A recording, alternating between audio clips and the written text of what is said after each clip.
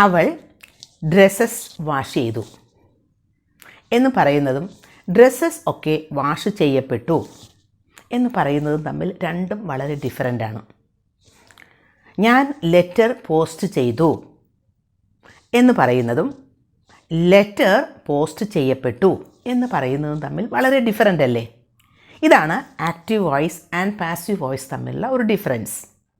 Active voice എന്ന് പറയുമ്പോൾ സബ്ജക്റ്റിന് importance കൊടുത്തുകൊണ്ടാണ് പറയുന്നത്. പക്ഷേ പാസീവ് വോയിസ് ആകുമ്പോൾ സബ്ജക്റ്റിന് ഇമ്പോർട്ടൻസ് ഒന്നുമില്ല, ആ ചെയ്യുന്ന ആക്ടിവിറ്റിക്കാണ് importance. Active voice and passive voice ഇത് നമ്മൾ പല ലെസൺസ് അത് ചെയ്തിട്ടുണ്ട്. ആക്റ്റീവ് വോയിസിൽ നിന്ന് പാസീവ് വോയിസിലേക്ക് മാറ്റുമ്പോൾ എന്തൊക്കെയാണ് റൂൾസ്, ഇതൊക്കെ നമ്മൾ പഠിച്ചിട്ടുള്ളതാണ്. ഇന്നത്തെ നമ്മുടെ ടോപ്പിക് മോഡൽ ഓക്സിലിയറി വെർബ്സ് എങ്ങനെയാണ് പാസീവ് വോയിസിലേക്ക് മാറ്റേണ്ടത്. ആക്റ്റീവ് വോയിസിൽ can, could, shall, should, may, might, must, ought, to ഇങ്ങനെയുള്ള മോഡൽ ഓക്സിലിയറി വെർബ്സൊക്കെ ഉണ്ടാവും. അപ്പോൾ അതിനെ നമ്മൾ പാസീവ് വോയിസിലേക്ക് മാറ്റുമ്പോൾ എന്ത് ചേഞ്ചാണ് വരുത്തേണ്ടത് എന്നാണ് നമ്മൾ ഇന്നത്തെ ലെസണിൽ പഠിക്കാൻ പോകുന്നത്. ഈ മോഡൽ ഓക്സിലിയറി വെർബ്സ് എന്ന് പറയുന്നത് പോസിബിലിറ്റി, എബിലിറ്റി, പെർമിഷൻ, നെസസിറ്റി ഇതൊക്കെ കാണിക്കുന്നതിനാണ് നമ്മൾ മെയിൻ വേർബ്സിൻ്റെ ഒപ്പം ഉപയോഗിക്കുന്നത്. ഇനി നമുക്ക് ഓരോ എക്സാമ്പിളായിട്ട് എങ്ങനെയാണ് മോഡൽ വേർബ്സ് ഉള്ള ആക്റ്റീവ് വോയിസ് പാസീവ് വോയിസിലേക്ക് മാറ്റുന്നത് എന്ന് നോക്കാം. ഒരു എക്സാമ്പിൾ പറയുകയാണെങ്കിൽ I must help my front. I must help my front എന്ന് പറയുമ്പോൾ ഞാൻ എൻ്റെ ഫ്രണ്ടിനെ ഹെൽപ്പ് ചെയ്യണം, അത് വളരെ മസ്റ്റായിട്ടുള്ള കാര്യമാണ്, എന്തായാലും ചെയ്യണം എന്നാണ് അതിൻ്റെ മീനിങ്. അപ്പോൾ മസ്റ്റ് എന്ന ഒരു മോഡൽ ഓക്സിലിയറി വെർബ് അവിടെ ഉപയോഗിച്ചു. അത് ആക്റ്റീവ് വോയിസിലുള്ള ഒരു സെൻറ്റൻസ് ആണ്. അപ്പോൾ എങ്ങനെയാണ് അതിൻ്റെ സ്ട്രക്ചർ? ഐ എന്നത് സബ്ജക്റ്റാണ്, മസ്റ്റ് എന്നത് മോഡൽ ഓക്സിലിയറി വെർബാണ്, പിന്നെ ഉപയോഗിച്ചത് ഹെൽപ്പ്, അത് ഒരു വെർബിൻ്റെ സഹായിക്കുക, ഹെൽപ്പ്, അതിൻ്റെ ബേസ് ഫോം അല്ലെങ്കിൽ V1 ഫോമാണ്. അത് കഴിഞ്ഞിട്ടാണ് ഓബ്ജക്റ്റ് മൈ ഫ്രണ്ട് എന്നുപയോഗിച്ചത്. I must help my friend, അതാണ് ആക്റ്റീവ് വോയിസിലുള്ള സെൻറ്റൻസ്. ഈ ആക്റ്റീവ് വോയിസിലുള്ള സെൻറ്റൻസിനെ നമുക്ക് പാസീവ് വോയിസിലേക്ക് മാറ്റുമ്പോൾ ആകെ അതിൻ്റെ സ്ട്രക്ചറൊക്കെ മാറും. സബ്ജക്റ്റ് ഓബ്ജക്റ്റിൻ്റെ പൊസിഷനിലേക്ക് മാറും, ഓബ്ജക്റ്റ് സബ്ജക്റ്റിൻ്റെ പൊസിഷനിലേക്ക് മാറും, അങ്ങനെയുള്ള ചേഞ്ചസ് ഒക്കെ ഉണ്ട്. ആക്റ്റീവ് വോയിസിലെ സെൻറ്റൻസ് ആണെങ്കിൽ അതിൻ്റെ structure subject plus model auxiliary verb, അത് കഴിഞ്ഞിട്ടാണ് വെർബിൻ്റെ V1 ഫോം അല്ലെങ്കിൽ ബേസ് ഫോം വരുന്നത്, പിന്നെയാണ് ഓബ്ജക്റ്റ്. ഇതിനെ എങ്ങനെയാണ് നമ്മൾ പാസീവ് വോയിസിലേക്ക് മാറ്റേണ്ടത്? I must help my front. My friend എന്ന ഓബ്ജക്റ്റിനെ സബ്ജക്റ്റിൻ്റെ പൊസിഷനിലേക്ക് കൊണ്ടുവരിക, മൈ ഫ്രണ്ട്, പിന്നെ മോഡൽ ഓക്സിലിയറി വെർബായ മസ്റ്റ് കൊണ്ടുവരിക, മൈ ഫ്രണ്ട് മസ്റ്റ്, പിന്നെ വേണ്ടത് ബി ഉപയോഗിക്കുക, മസ്റ്റ് ബി എന്നാക്കുക, മസ്റ്റിനെ മസ്റ്റ് ബി എന്നാക്കുക. അപ്പോൾ my friend must be helped എന്നാണ് വേണ്ടത്. ഹെൽപ്ഡ് എന്ന് പറയുന്നത് ഹെൽപ്പ് എന്ന വെർബിൻ്റെ V3 ഫോം അല്ലെങ്കിൽ പാസ്റ്റ് പാർട്ടിസിപ്പിൾ ഫോം ആണ്. Help, helped, helped. അപ്പോൾ അതാണ് പാസീവ് വോയിസിൻ്റെ സ്ട്രക്ചർ മോഡൽ ഓക്സിലിയറി വെർബ് ഉപയോഗിക്കുമ്പോൾ. I must help my friend എന്ന ആക്റ്റീവ് വോയിസിനെ പാസീവ് വോയിസിലേക്ക് മാറ്റിയപ്പോൾ my friend must be helped എന്നാക്കി മാറ്റി. ആക്റ്റീവ് വോയിസിലെ ഹെൽപ്പ് എന്ന വേർബിനെ ഹെൽപ്ഡ് എന്നാക്കി മാറ്റി. അപ്പോൾ പാസീവ് വോയിസിൻ്റെ സ്ട്രക്ചർ ഓബ്ജക്റ്റ് പ്ലസ്, ഓബ്ജക്റ്റ് എന്ന് പറയുന്നത് ആക്റ്റീവ് വോയിസിലെ ഓബ്ജക്റ്റാണ്, അത് സബ്ജക്റ്റിൻ്റെ പൊസിഷനിലേക്ക് കൊണ്ടുവരും, ഓബ്ജക്റ്റ് പ്ലസ് മസ്റ്റ് ബി അല്ലെങ്കിൽ modal auxiliary verb plus be plus V3 form of the verb plus നമുക്ക് വേണമെങ്കിൽ അവിടെ ബൈ പ്ലസ് സബ്ജക്റ്റ് ഉപയോഗിക്കാം. ആരാണ് ചെയ്തത് എന്നതിന് വലിയ ഇമ്പോർട്ടൻസ് ഒന്നും ഇല്ലെങ്കിലും നമുക്കവിടെ ബൈ ചേർത്തിട്ട് സബ്ജക്റ്റിനെ പറയാം. അപ്പോൾ my friend must be help by me എന്നാക്കണം. ഐ ആയിരുന്നത് മീ ആയി മാറി, മീ എന്നത് ഒബ്ജക്റ്റീവ് കേസാണ്. അങ്ങനെ ചേഞ്ച് ചെയ്യണം പാസീവ് വോയിസ് ആക്കുമ്പോൾ, ബൈ മീ. ഇനി വേറൊരു sentence, my friend can speak English. എൻ്റെ ഫ്രണ്ടിന് ഇംഗ്ലീഷ് സംസാരിക്കാൻ കഴിയും. ക്യാൻ എന്ന മോഡൽ ഓക്സിലറി വെർബാണ് ആ സെൻറ്റൻസിൽ ഉപയോഗിച്ചിരിക്കുന്നത്. ആക്റ്റീവ് വോയിസിലെ സെൻറ്റൻസ് ആണ്. അതിനെ നമുക്ക് പാസീവ് വോയിസിലേക്ക് മാറ്റണം. My friend can speak English. എൻ്റെ ഫ്രണ്ടിന് ഇംഗ്ലീഷ് സംസാരിക്കാൻ കഴിയും. അപ്പോൾ ഇംഗ്ലീഷ് അതിനെ സബ്ജക്റ്റിൻ്റെ പൊസിഷനിലേക്ക് കൊണ്ടുവരിക. English can be spoken by my friend എന്നാക്കുക. ക്യാൻ എന്നത് പാസീവ് വോയിസിലേക്ക് മാറ്റിയപ്പോൾ ക്യാൻ ബി എന്നായി മാറി. ആദ്യത്തെ സെൻറ്റൻസിൽ ഓർക്കുന്നില്ലേ, മസ്റ്റ് നമ്മൾ മസ്റ്റ് ബി ആക്കി മാറ്റി. ഇവിടെ സ്പീക്ക് എന്ന വേർബ് സ്പോക്കൺ എന്നായി മാറി. സ്പീക്ക് ബേസ് ഫോമാണ്, V1 ഫോമാണ്.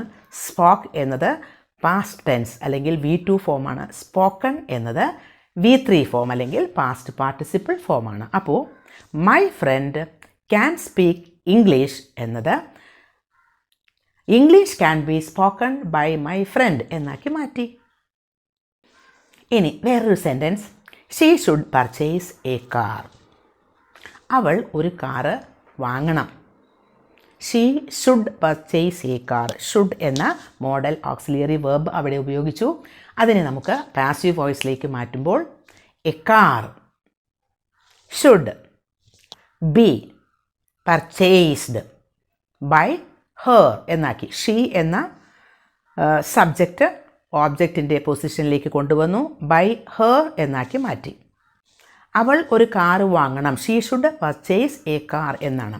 അതിനെ ഒരു കാറ് പർച്ചേസ് ചെയ്യപ്പെടണം എന്നാക്കി മാറ്റി. വേറൊരു sentence, he might beat you. He might beat you. അവൻ നിന്നെ ഒരു പക്ഷേ അടിച്ചേക്കാം. ബീറ്റ് എന്നാൽ അടിക്കുക. ഒരു പക്ഷേ പോസിബിലിറ്റി കാണിക്കുന്ന ഒരു മോഡൽ ഓക്സിലിയറി വെർബാണ് നമ്മൾ ഉപയോഗിച്ചത്. ഒരു ചെറിയ പോസിബിലിറ്റി മൈറ്റ്. ഇതിനെ നമുക്ക് പാസീവ് വോയിസിലേക്ക് മാറ്റണം. അപ്പോൾ ബീറ്റ് യു എന്നാണ്. യു എന്ന ഓബ്ജക്റ്റിനെ നമ്മൾ സബ്ജക്റ്റിൻ്റെ പൊസിഷനിലേക്ക് കൊണ്ടുവരിക. അപ്പോൾ you might be beaten by him. He എന്നതിനെ ഹിം ആക്കി മാറ്റി. മൈറ്റ് ബി ആയിട്ട് മാറി. They may scold her. They may scold her. അവർ അവളെ വഴക്ക് പറഞ്ഞേക്കാം. മേ എന്ന modal auxiliary verb. They may scold her. Scold എന്നാൽ വഴക്ക് പറയുക. അതിനെ പാസീവ് വോയിസിലേക്ക് മാറ്റിയാൽ she may be scolded by them. Scolded V3 ഫോമാണ്. മേ ബി ആയിട്ട് മാറി. You could control her. You could control her. നിങ്ങൾക്ക് അവളെ കൺട്രോൾ ചെയ്യാൻ സാധിച്ചിരുന്നു എന്ന അർത്ഥമാണ്. You could control her. നിങ്ങൾക്ക് അവളെ കൺട്രോൾ ചെയ്യാൻ സാധിച്ചിരുന്നു എന്നാണ്.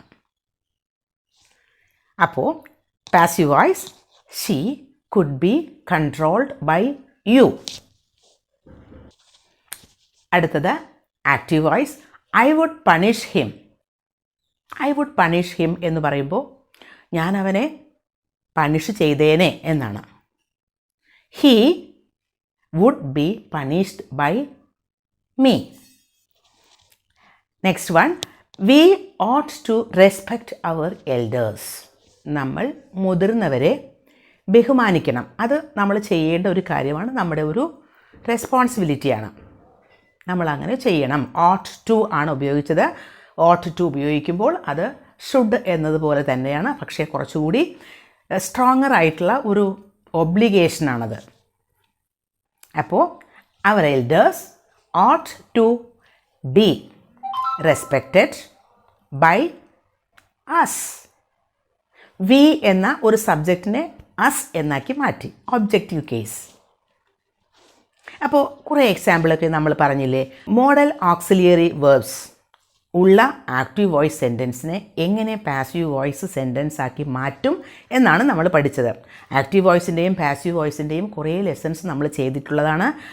അത് ഒരു പ്ലേലിസ്റ്റായിട്ട് ഈ ഡിസ്ക്രിപ്ഷൻ ബോക്സിൽ കൊടുക്കുന്നുണ്ട്. അതുകൂടി കണ്ടാൽ വളരെ ക്ലിയർ ആയിട്ട് ഈ റൂൾസൊക്കെ മനസ്സിലാവും. അപ്പോൾ നമ്മൾ എന്താ പഠിച്ചത്? മോഡൽ ഓക്സിലറി വേർബ്സ് ഉള്ള ആക്റ്റീവ് വോയിസ് സെൻറ്റൻസിനെ പാസീവ് വോയിസ് സെൻറ്റൻസ് ആക്കി മാറ്റുമ്പോൾ സ്ട്രക്ചറിൽ വ്യത്യാസം വരുന്നു.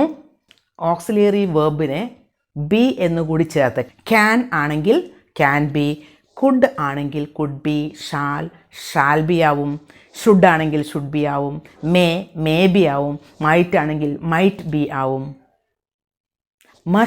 Must be, ought to be, ഇങ്ങനെ ആകെ ചേഞ്ച് വരും. പിന്നെ വേർബിൽ എന്താ വ്യത്യാസം വരുന്നത്? ആക്റ്റീവ് വോയിസിൽ V1 ഫോം അല്ലെങ്കിൽ ബേസ് ഫോമാണ് ഒരു വേർബിൻ്റെ ഉപയോഗിക്കുന്നത്. പക്ഷേ അത് പാസീവ് വോയിസിലേക്ക് മാറ്റുമ്പോൾ past participle form of that വേർബാണ് ഉപയോഗിക്കേണ്ടത്. ഫോർ എക്സാമ്പിൾ റൈറ്റ് എന്നാണ് ആക്റ്റീവ് വോയിസിലെങ്കിൽ റിട്ടൺ എന്നാണ് പാസീവ് വോയിസിൽ വേണ്ടത്. അപ്പോൾ അത്തരം ചേഞ്ചസ് ഉണ്ട്. കൂടുതൽ സെൻറ്റൻസസ് ഇതുപോലെ പ്രാക്ടീസ് ചെയ്ത് നോക്കുക. തീർച്ചയായും നമുക്ക് ഒരുപാട് സ്പോക്കൺ ഇംഗ്ലീഷിലൊക്കെ ഒരുപാട് യൂസ് വരുന്ന ഒരു കാര്യമാണ് മോഡൽ വേർബ്സിൻ്റെ പാസീവ് വോയിസ്. പക്ഷേ ഈ ഒരു ലെസൺ പാർട്ട് 1 ആണ്.